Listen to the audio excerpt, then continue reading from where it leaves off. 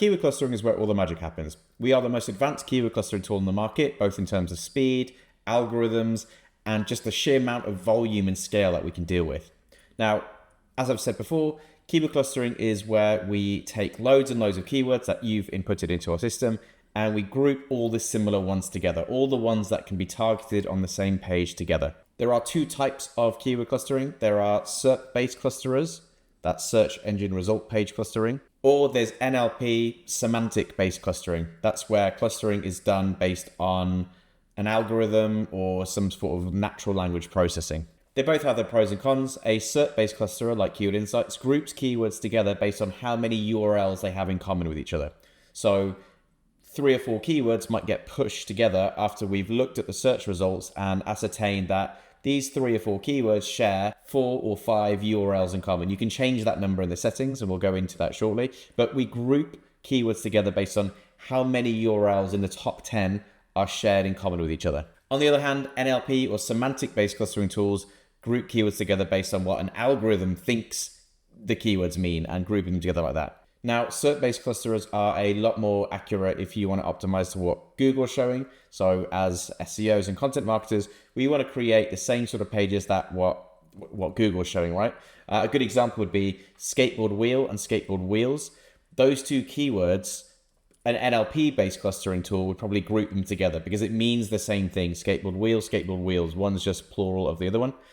A SERP-based clustering tool actually puts them into 2 different clusters. And if you Google them, you'll see why.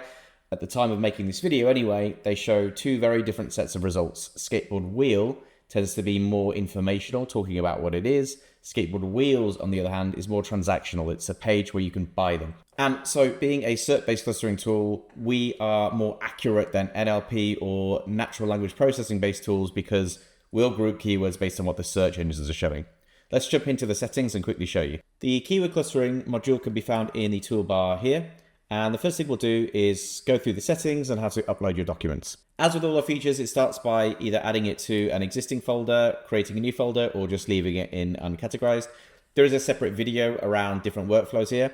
If you're an agency, you might have a folder for each client. If you are working in-house, you might have a folder for each category or each topic pillar within your business. For the purpose of this, I'm just going to leave it in uncategorized. We still have to give it a project name though. I'm going to go through a hypothetical example as if I were HubSpot or consulting for HubSpot and they wanted to rank for the topic of keyword research. So I'm going to add that here. So that'll be my project name. And then you need to give it the location and the language because that's the search engine result pages that we'll analyze to group the keywords together. In this case, I've done United States and in English. If there are settings that you'll be using often in terms of the location and the language and you want to just quickly be able to reapply them, you can save this as a default that you can always select later. So I might save this as American English, and that way I can always easily come back to the settings that I put here. Now we come down to the advanced settings. So we offer 2 different algorithms.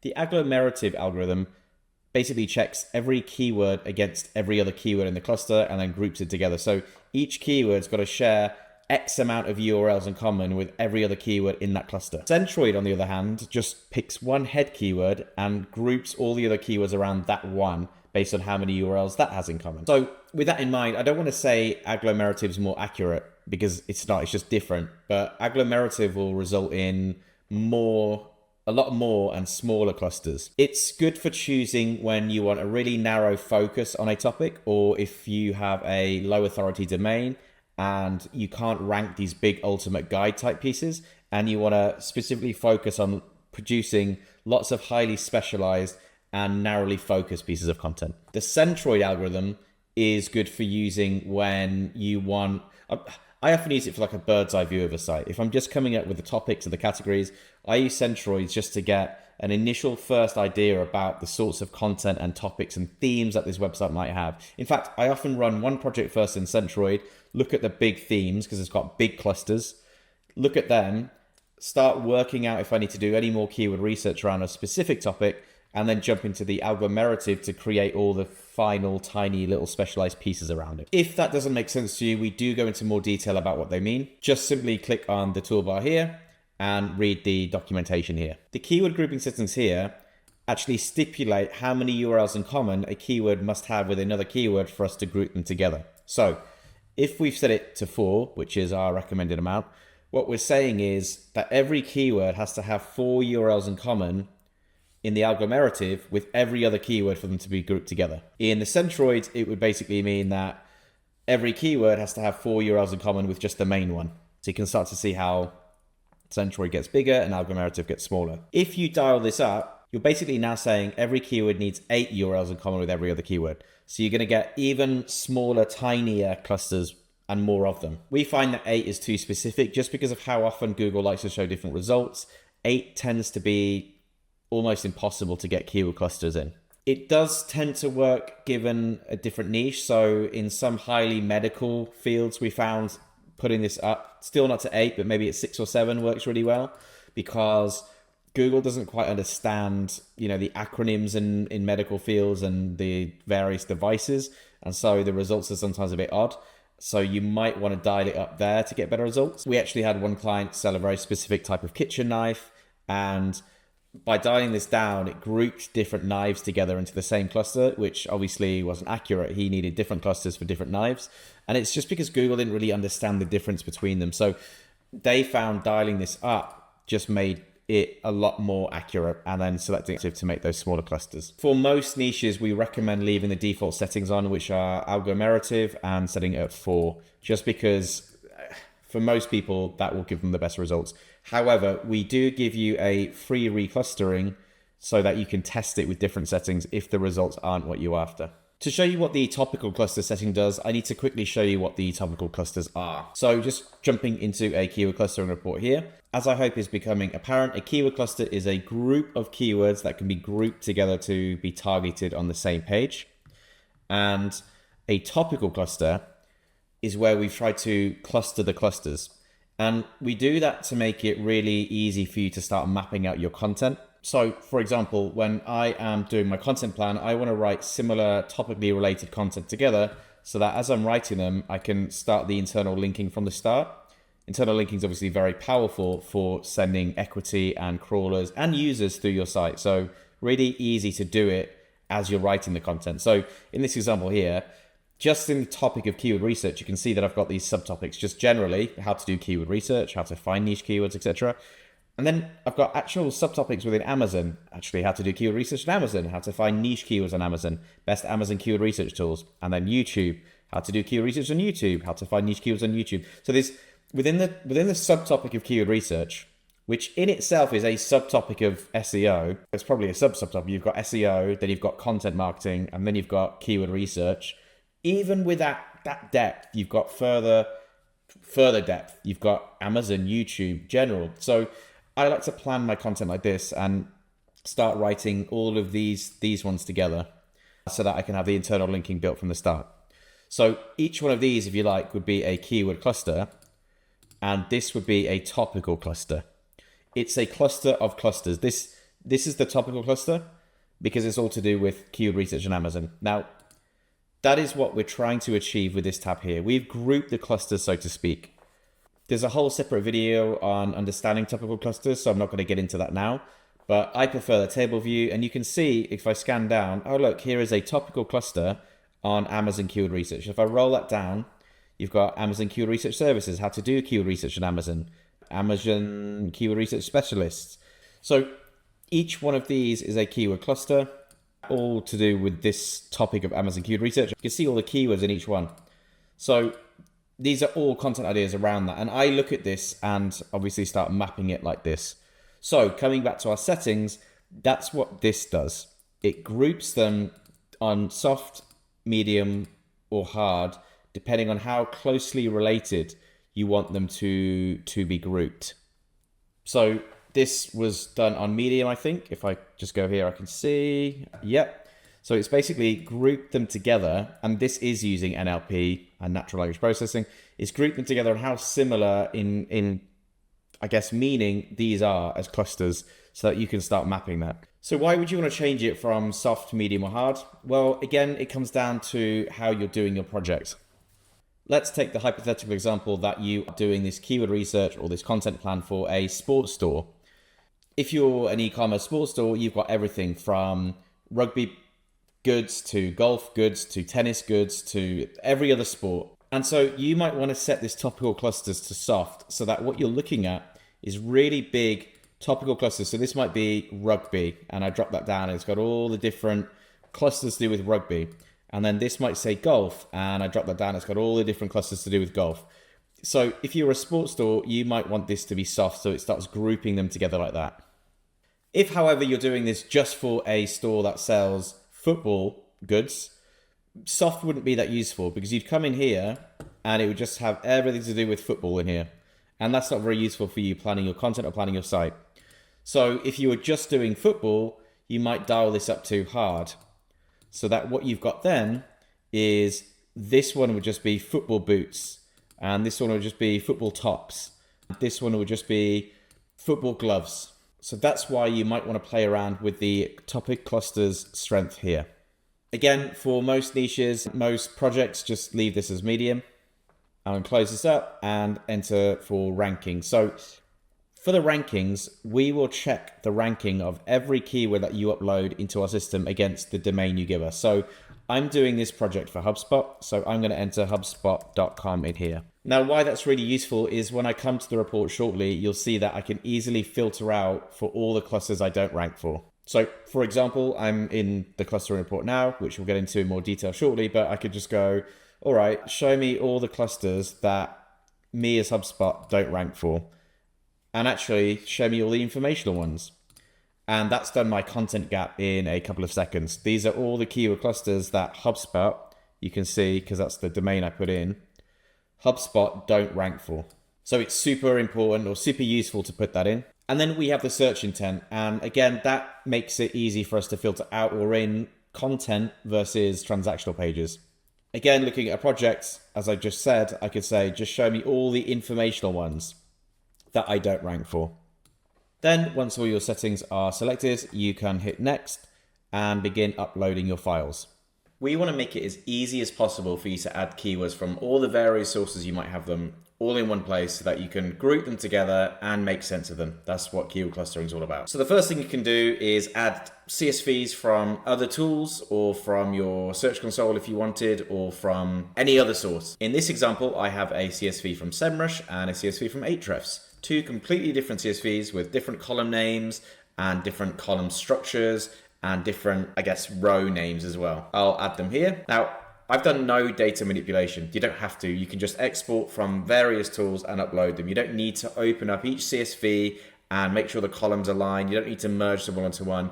We really are saving you a lot of time here. All we're going to ask you to do is map the keyword column and the search volume column. So I'll scroll down and find that one, and that's my SEMrush file, and in Ahrefs, the keyword and the volume. So you can see they are in different columns. It's not a problem. By default, we do have our own keyword difficulty metric, but if you prefer to use ones in your own tool, you can toggle that on and add the keyword difficulty column. So in Ahrefs, it's here. I'm just going to toggle that off for now. Then, if you had used our keyword discovery, which was the tool up here, whole separate video on how to use that if you haven't seen it before, then I can click here and add my keywords from there. And again, all we're going to ask you to do is set the keyword list.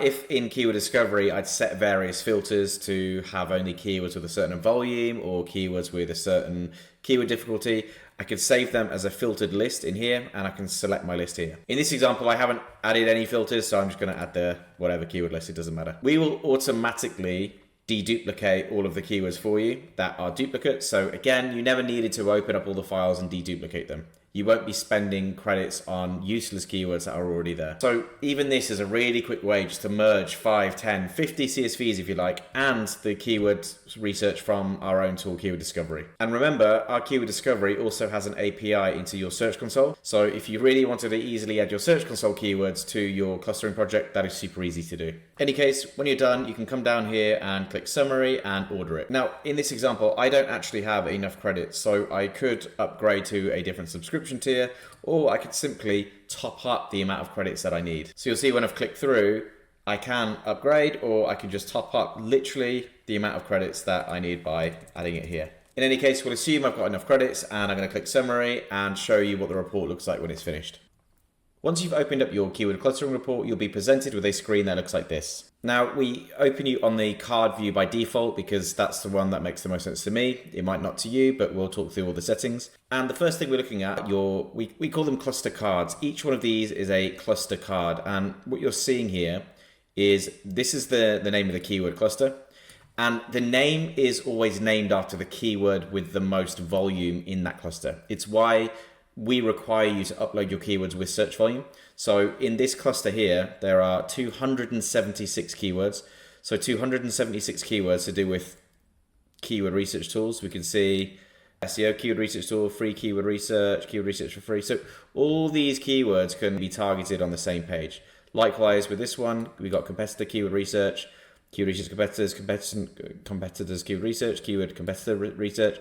And there are 47 similar keywords in this cluster, all to do with competition and keyword research. Now, the keyword is called competitor keyword research. Sorry, the cluster is called competitor keyword research because if I scroll down, that is the keyword with the most volume, 9,000. The next one, 7,000, and they're all 7,000. So we've called the cluster after that. The combined total search volume of this cluster is 76,500. It just shows you the power of using clusters rather than individual keywords, because individually this keyword only has 9,000, but the sum of the other 47 keywords in this cluster is a whopping 76,500.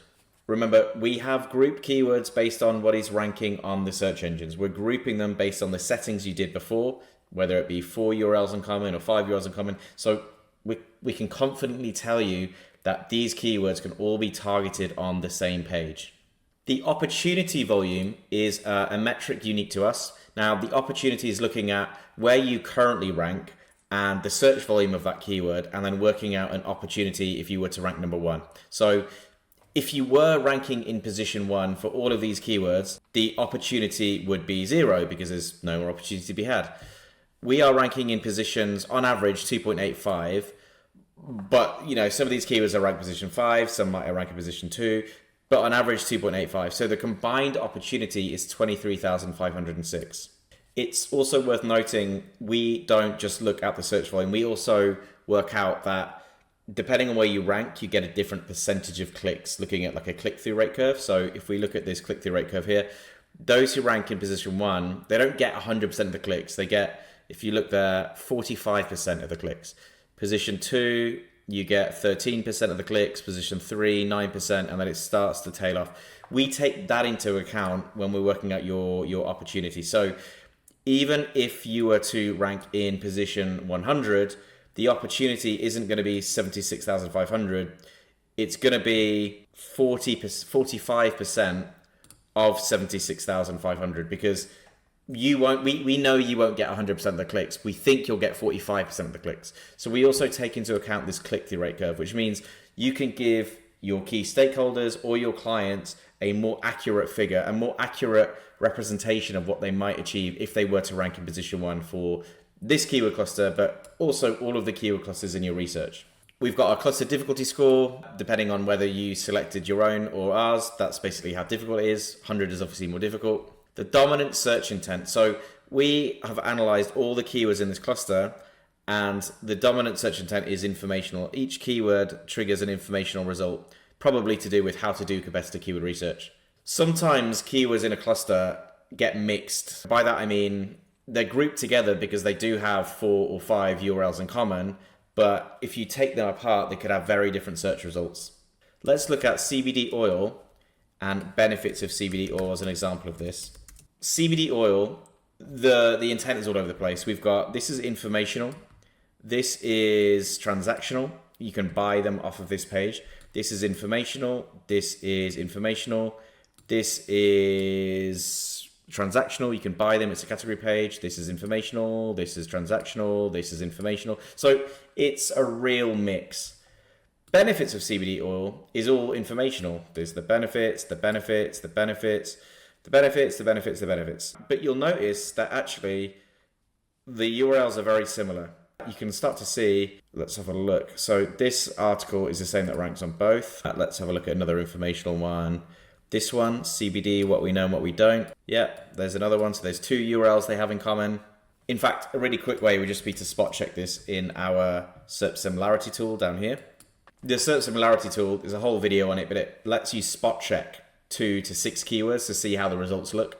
And as you'll see, those 2 keywords have 50% similarity. They have at least 5 URLs in common with each other. So if you'd have left the settings as the default we recommend, which is 3 or 4, those 2 keywords would be in the same cluster. CBD oil would probably be the name of the cluster because it probably has the most volume. And you'd also have benefits of CBD oil in there. So it's a real mixed intent. And so we look at all the keywords in that cluster and we'll give you the dominant intent. In this case, it looks like they're all informational, which is fine. In this one, it looks like they're pretty much all commercial. There are some informational ones in here, so that's really interesting. And in this one, the dominant search intent is commercial as well, but there is a real mix as well. Incidentally, by clicking on this little button here, we'll give it a quick review and maybe tell you a bit more information about the intent and maybe some intent differences. So we can see actually here, it's just saying most URLs are classed as commercial because they provide comparisons, reviews, or rankings of keyword research tools. So that makes sense. If we want to create a piece of content that ranks for that, we need to create a comparison guide. But 2 of the URLs are categorized as other because they're community discussion pages on Reddit. So we know that the dominant intent is commercial, but there are some other ones here. We also pull through any SERP features, so you can click on this, and so we know that this generates a people also ask question. There are some other ones, however, and you can filter by all of them here. So you can exclude or include, so I could look at all the ones that generate a little AI overview, which is a new feature. So we can see now how to do keyword research on Google has these 3 SERP features. So it's got a featured snippet, a people also ask, and an AI overview. And if I was to click this, I can actually see what that AI overview is. And right enough, if I check that keyword, it does produce this AI overview. Penultimately, we have the average rank. So as we've said, we are checking the rank against the domain you put in the settings, the previous one, for every keyword. So on average, it's 14.8, but you might rank in different positions, slightly different positions for all the keywords in this cluster. But on average, for the combined cluster, we rank in position 14.8. And the top ranking URL for the domain that, again, I put in the settings, which was HubSpot.com in this example, this is the top ranking URL. So for how to do keyword research, we already have a URL that ranks, which is how to do keyword research. I can copy this and I could actually scroll down and see all the keywords in here with all the other URLs that might rank for the different keywords. Great, and some quick tips and things you can do here just before I move on to all the other ways you can visualize this information. If I wanted to find, let's say, a content gap, for example, I'm just going to clear my existing filters for now. I could say, okay, show me all of the informational clusters that I don't rank for at all. And the way that applied, these are all the clusters that I don't rank for that are informational. I could go a step further. I'd like to prioritize content that isn't going to produce those AI overviews. So like this. And the reason I don't want to prioritize content that produces these is because these are likely to be stealing a lot of traffic from your website. If one of these gets generated, it's unlikely someone will click on your site. I actually have no data to back that up at the moment, so take that with a pinch of salt. This is all very new at the time of recording this video, but I'd assume for this keyword, someone's going to read this rather than going down and clicking this. So at the moment, I want to prioritize content that doesn't produce that. So jumping back in the tool again, I've got show me all the informational content that I don't currently rank for that doesn't trigger an AI overview. So I could do that to very quickly find and prioritize content. In fact, I could go a step further and show me all the ones that are pretty easy to rank for. So with those filters attached, I very quickly found easy to rank for content ideas that don't trigger AI search results. Another thing you could do is find all the content that requires just some minor optimization. So you could go, all right, show me all the informational clusters where I sort of rank, let's say positions 13 to 40, like in that near miss zone. So these are going to show me all the clusters that I just need to maybe do some minor optimizations. Another thing we like to do is pay a junior or a VA and give them a really, really detailed brief to come through keyword clusters and mark them as irrelevant or irrelevant based on our brief. And it just means someone who is maybe higher up or doing the strategy can then come into this project later, open this up, and also just filter for all the ones that are relevant. So again, you could do those filters. You could just say, show me all the ones that are relevant, informational, that don't trigger AI, that we don't rank for. So it's just something we like to do to speed up our workflow, just getting someone in, a junior, to mark these up. They can also add notes if they need to. We don't use that often, but they might say, not sure, please check this, or something like that. It's also worth mentioning the keyword that we're highlighting green here is the one that triggers the most informational results, and therefore the keyword that we recommend sending to the brief or the writing assistant. Do you remember before that example of CBD oil and benefits of CBD oil being in the same cluster, but benefits of CBD oil triggered more informational results? Well, if you're using our writing assistant or content brief editor, where we like to pull through all the headings of the top ranking articles so that you can make the best version, you'll really want to base that off of informational results rather than transactional ones. Just showing you what I mean by that. And again, there's a whole video on the content brief itself. This was a very informational keyword anyway, but let's say this was CBD oil. Some of these would have been transactional. And so when I'm building my brief out and looking at the headings over here, it's going to confuse me because some of these they aren't going to be very useful for me. I can actually filter them out by grouping the pages by article, and you'll see it has got rid of some. But if this was a keyword like CBD oil, you'll see that I probably would have only had 4 or 5 results to base my brief on, because half the results were actually transactional. So that's what this recommended keyword is it produces the most informational results, and it also looks at the search volume. So it's a bit of both that forms and gives it a score, and then we highlight it green. Of course, you are free to ignore the recommended keyword. It's just the one that we've highlighted that would maybe be best to send there. And again, a question we get asked a lot is that you don't need to send each one of these keywords to the content brief. The whole point of clustering is if you rank well for one keyword, you should rank for all of them in that cluster. So as we'll explore in the content brief and writing assistant modules, if you create a brief that's good enough to target this keyword, and we'll tell you how to do that, you will naturally rank for all of these other keywords too. So you don't need to write all of these in your brief and your content. You don't need to add them. You will naturally rank if you follow our advice when we get to the brief and the writing assistant.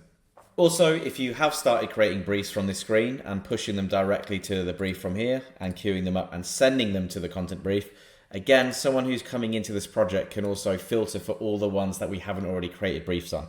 So to sound like a broken record, you could come into your project, you could go into your file, open up, this is on HubSpot Keyword Research, and I could filter out all the ones that are irrelevant, that are informational, that we haven't already created briefs, that we don't rank for. So you can start to see how this is a living, working document.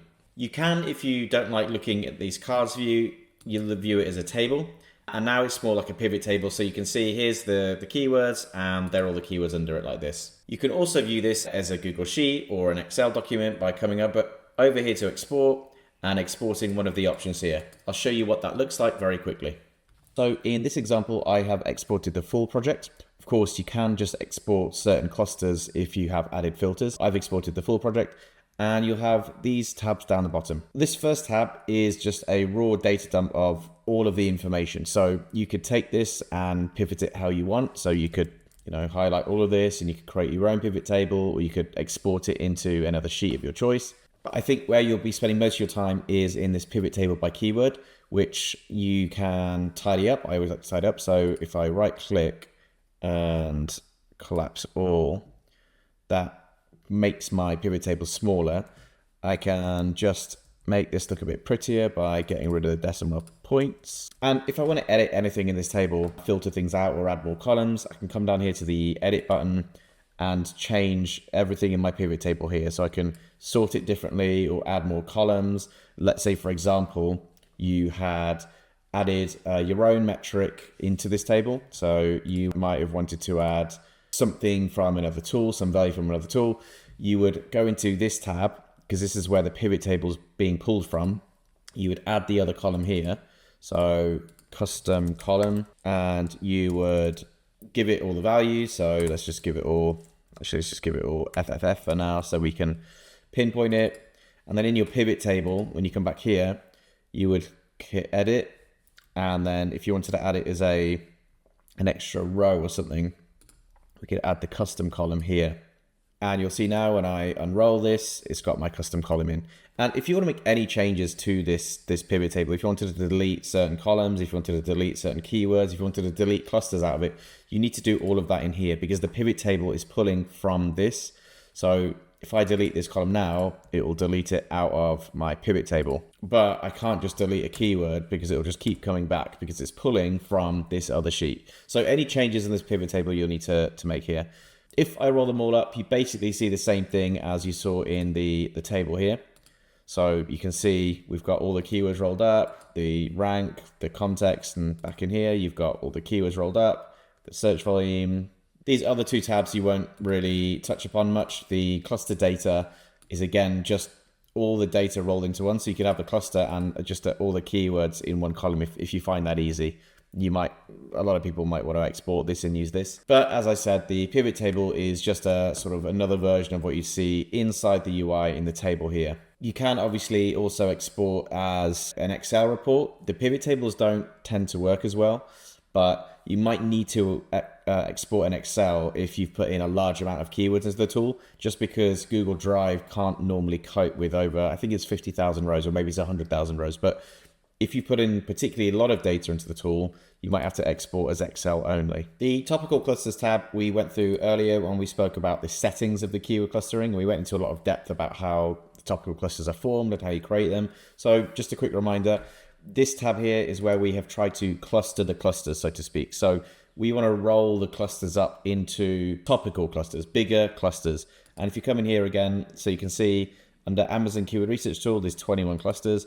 And each one of these clusters has something to do with Amazon Keyword Research. So Amazon Keyword Research Services, how to do keyword research on Amazon, Amazon Merchant Keyword Research Tools. So there's 4 or 5 articles just around Amazon Keyword Research itself, and you can roll these down and see all the keywords. I do prefer the table view, but you can view it as bubbles, where what we're looking at here is the size of the circle is the cluster volume, and the color is where we rank. So you can change these, but basically, the big red circles, or the bigger and the redder the circle, the bigger the opportunity and the less likely that we have guides covering that topic. So you can see here, there's a big red circle.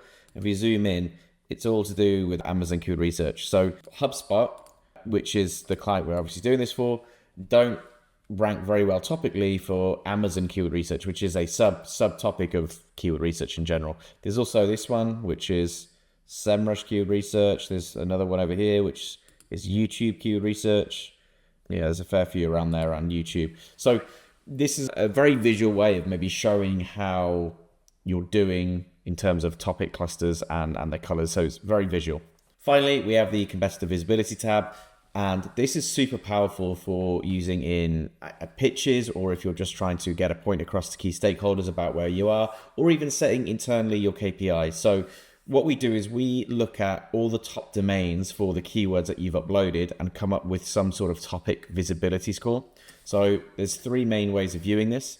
And as you know, the keywords I put in this time is all to do with keyword research. So it's interesting that HubSpot, which is the client I'm doing this for, HubSpot are ranking 3rd.